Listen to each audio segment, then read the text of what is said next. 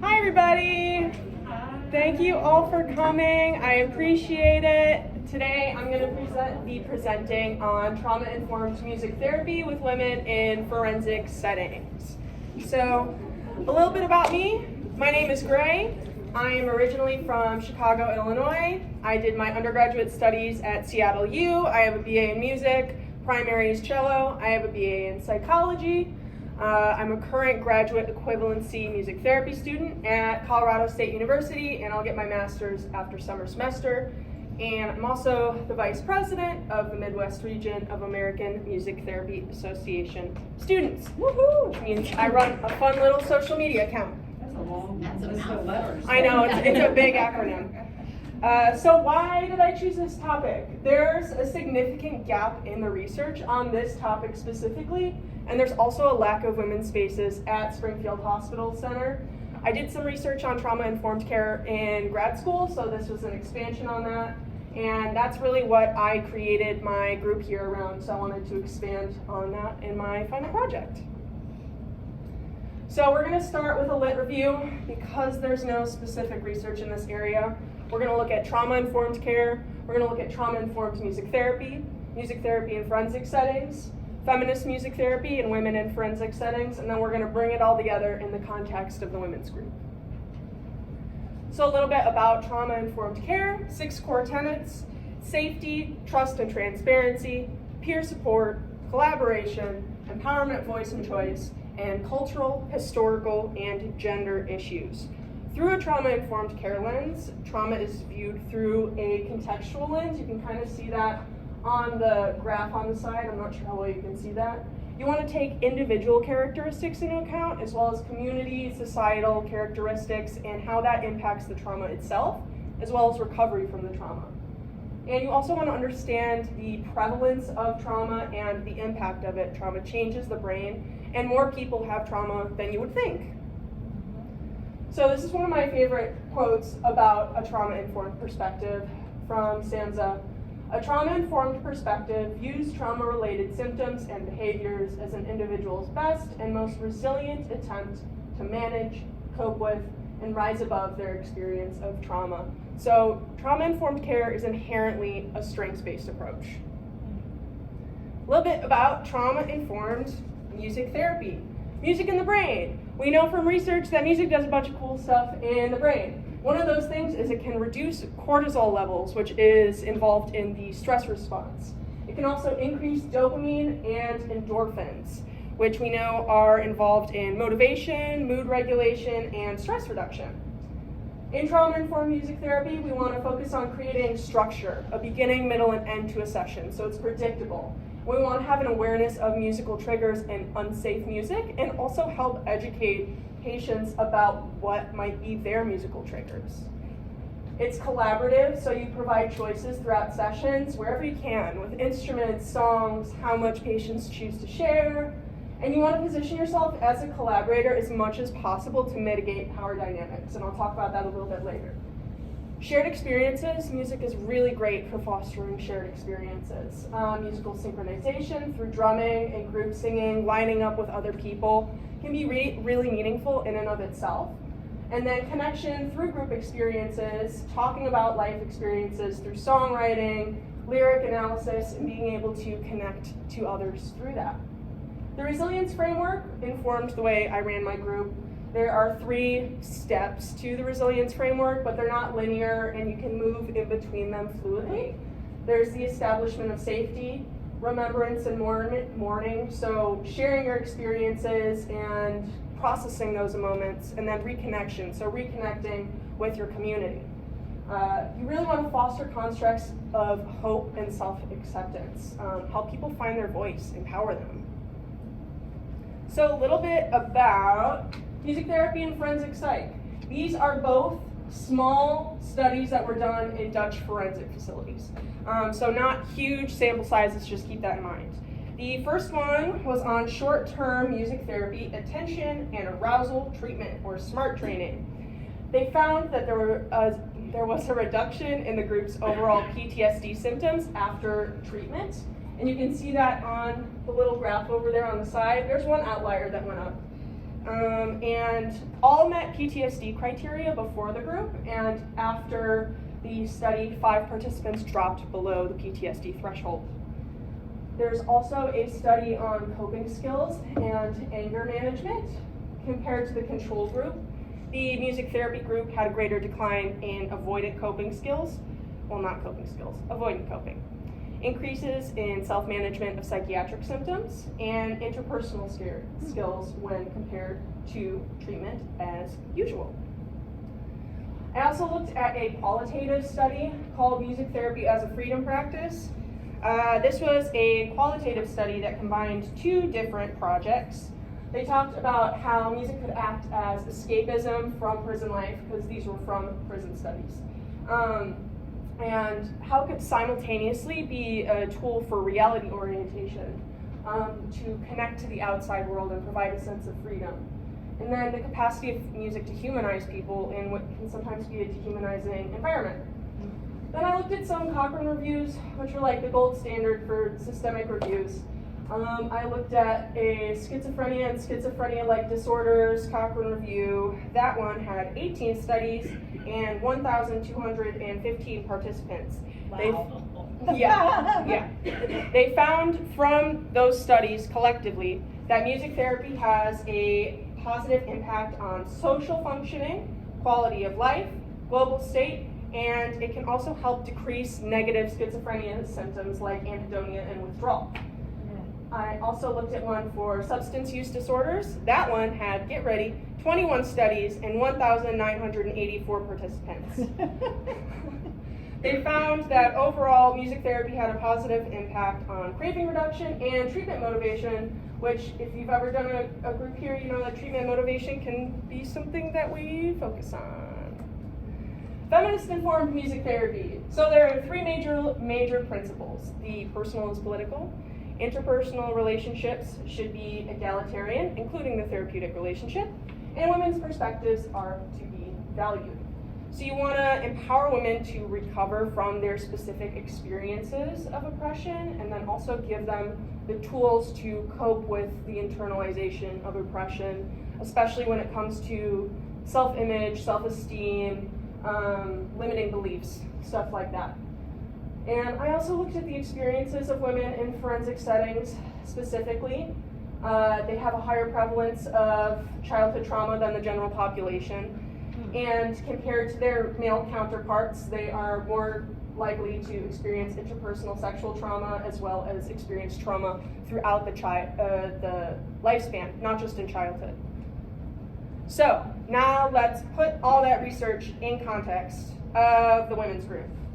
So the purpose of Music for Women's Empowerment was to provide an opportunity for women at Springfield to be involved in a variety of non-threatening musical experiences aimed at fostering resilience and empowerment through the development of acceptable social skills, coping skills, enhanced self-expression, and increased self-awareness. Some of our group goals. These are all goals that are impacted by trauma, which is why I chose these goals. One of our goals was to increase self-regulation, and an example of an intervention we used to do this was self-regulation playlists. Another goal was developing coping skills, and an example of an intervention was music-assisted relaxation. We wanted to improve emotional expression, so we always started a group with a music-based emotions check-in. We wanted to increase self-awareness. We did some lyric substitution songwriting, which is pretty cool, and I'll talk a little bit about it later. And we wanted to improve social skills, which really, if it's not an explicit goal in an intervention, oftentimes a music intervention will still touch on social skills, but one specific one aimed towards that is improvisational drumming.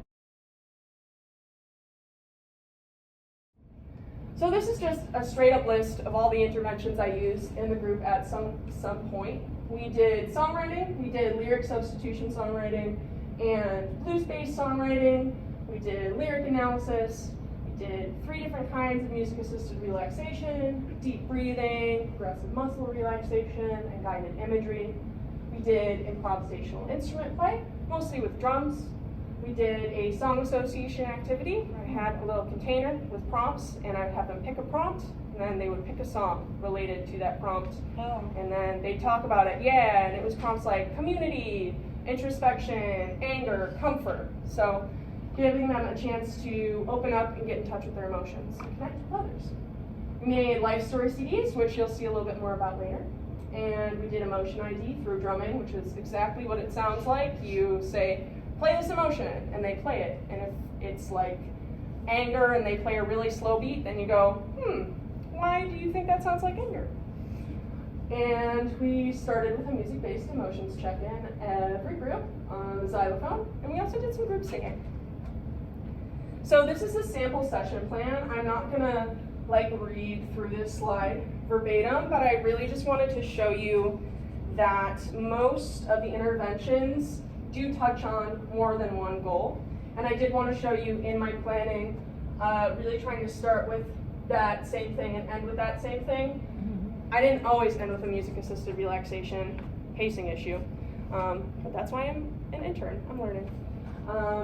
Yeah, and you can see a little bit about the song association there and some of the goals that might be addressed in a session. So how was this group trauma-informed? I'm so glad you asked. Safety. So it's a women-only space. We talked about the specific experiences of women in forensic settings, so having a women-only space was important to the sense of safety for the women in the group. And having those structured sessions, really trying to provide predictability. I also, about halfway through the group, started writing on a whiteboard the date, name of the group, everyone who's there, and what we're doing. And I think that was helpful with safety. Collaboration, again, provide as many choices as you can, and then doing activities alongside the patients. Trust and transparency, explaining what we're doing, and building rapport with the patients, which happens inside and outside the group. Peer support involved encouraging sharing when we would do kind of breakout activities, and also during the emotions check-in, guessing what emotion your peer was playing on the xylophone and connecting through that. Empowerment, voice, and choice, giving patients opportunities to share their stories through lyric analysis, songwriting, and then affirming them when they do so, active listening. Cultural humility, only using music by women in the group since it's a women's group, unless they specifically requested a song by a man, then I would play a song by a man. Integrating patient music preferences, and I didn't put this on there, but also really just being mindful of being a white therapist in a group that was a majority of black women at some points in time, and making sure to try and mitigate those power dynamics as much as possible and really try to build that rapport. So a closer look at some of the interventions. Life story CDs. Goals here were increasing self-regulation, self-awareness, and developing coping skills. They designed CD covers, you can see 2 of them there, and we listened to music they liked while they made them. And then we filled out Chen XJ self-regulation playlist worksheet. Thank you, Karen, for showing that to me. Some of the prompts include songs to validate feelings of anger, songs to validate feelings of sadness, a song that describes who you are. And then they were asked to share at least one part of their CD with the group, but most of them shared more than one part of the CD. Nice. A closer look at I Am Light by India Ari, a lyric substitution intervention. You're gonna see the result of this at the end of this presentation. The goals here were to improve emotional expression and increase self-awareness. For the lyric substitution prompts, the I am prompts, they were encouraged to write at least one positive trait about themselves.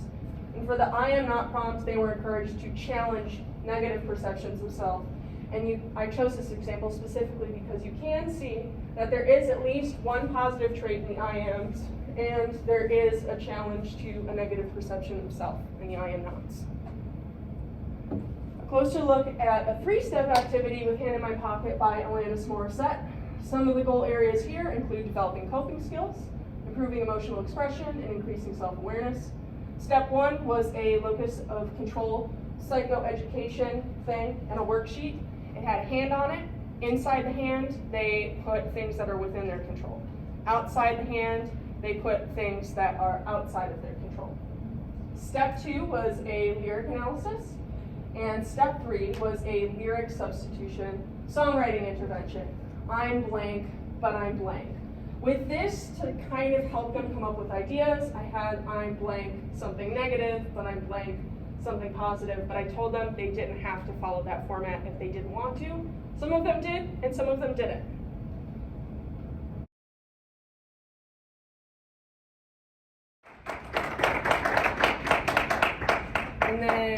are my references. And that's all I got. Any questions? Priscilla. So I remember watching on NBC News, there was this young woman who always had a lot of headaches.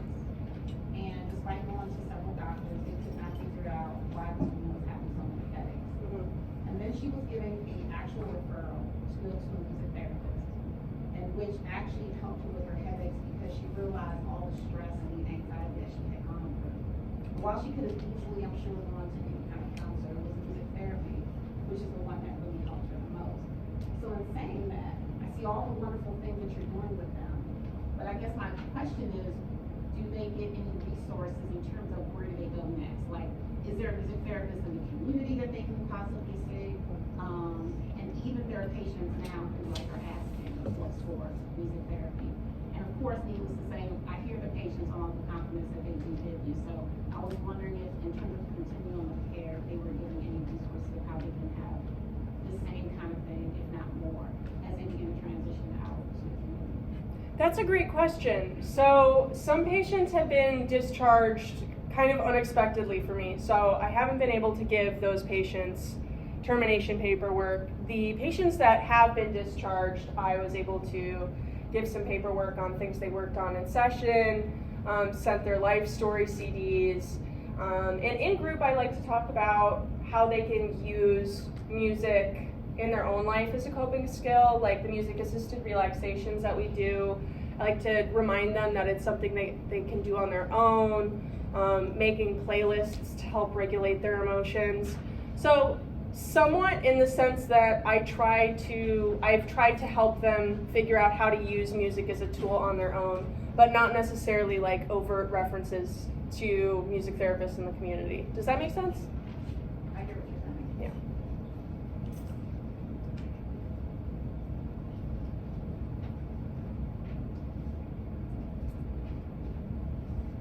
Yeah. Any other questions?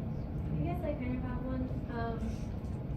So I was thinking when you were going through this about, you had that cultural aspect in there, and we have several different cultures that come through these doors. And I guess I wanted to ask you, like, what kind of adaptation could you make with somebody who's very culturally different that's going to this women's group? And just like speaking from a very briefly personal experience, like I had a woman in a group who, it was a women's group and was talking about empowerment, but she's from, I believe it was Ecuador or somewhere close by, and her culture is very different, and it's not about empowering women in that way. So that's kind of where I'm going with this. Like, how could you adapt these types of interventions to kind of like help completely different cultures still feel empowered? I think that's a good question, and I have to think about it a little bit more, but just off the top of my head, I think really trying to get a sense of patient preferences for music when you start to get to know them, I think can really be helpful, and then you can adapt songs that are personally meaningful for them into interventions, which was something that I tried to do. And it's something that works really well with the song association activity, because then you find out what songs they like and what it means to them. I think we talked about women's experiences explicitly a few times, but it was really mainly about connection and talking through what these women were experiencing in here. So we didn't really have a lot of cultural clashes in the group, even though there were women who came from very different backgrounds in the group at once. But I could definitely see how if this group ran for longer, how that could happen. And I think I'd have to think more about that and figure out how to navigate it in the moment. Yeah, good question.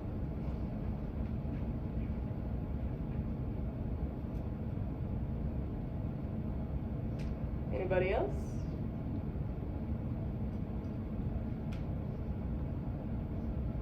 All right, everybody. Thanks for coming.